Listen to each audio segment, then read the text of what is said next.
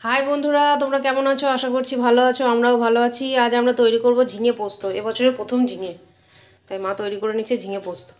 ঝিঙে আলু বানিয়ে নিয়েছে, এখানে 1 কেজি ঝিঙে আছে। পোস্ত বেটে নিয়েছে। পেঁয়াজ এতটা লাগবে না, ওটা আরেকটা তরকারির জন্য বানানো হয়েছে। নুন, সর্ষের তেল। চলো রান্নাটা শুরু করি। মা তেল দিয়ে দিচ্ছে।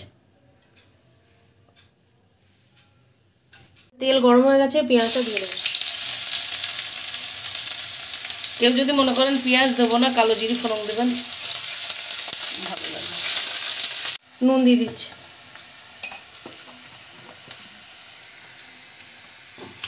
ঝিঙেটা আলুটা দিয়ে দিলাম। এটা মা একবার নেড়ে চেড়ে নিয়েছে, ঢাকা দিয়ে দিচ্ছি। 10 মিনিট মতো ঢাকা থাক, 10 মিনিট পর ফিরে আসছি। আমরা 10 মিনিট পর ফিরে এলাম, দেখুন কত জল বেরিয়েছে। আলুটা একটু সেদ্ধ হোক, তারপর পোস্ত দেবো। তার মধ্যে মা দেখছি কটা কাঁচা লঙ্কাও দিয়ে যাবে।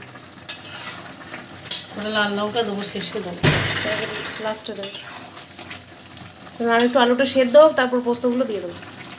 এই দেখুন আমাদের আলু ঝিঙে সব সেদ্ধ হয়ে গেছে।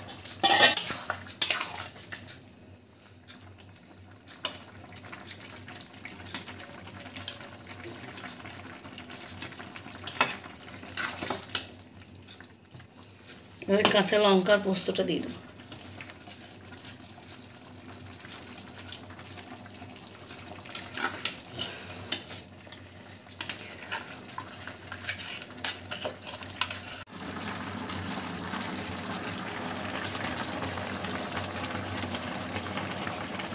পোস্ত যখন রান্না করবেন, পোস্ত দেওয়ার পর একটু নাড়বেন, তাইলে ছানা ছানা ভাবতে হবে।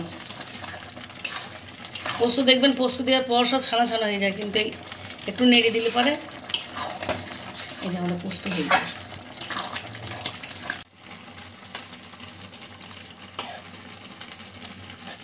ঝিঙে আলু পোস্ত হয়ে গেছে।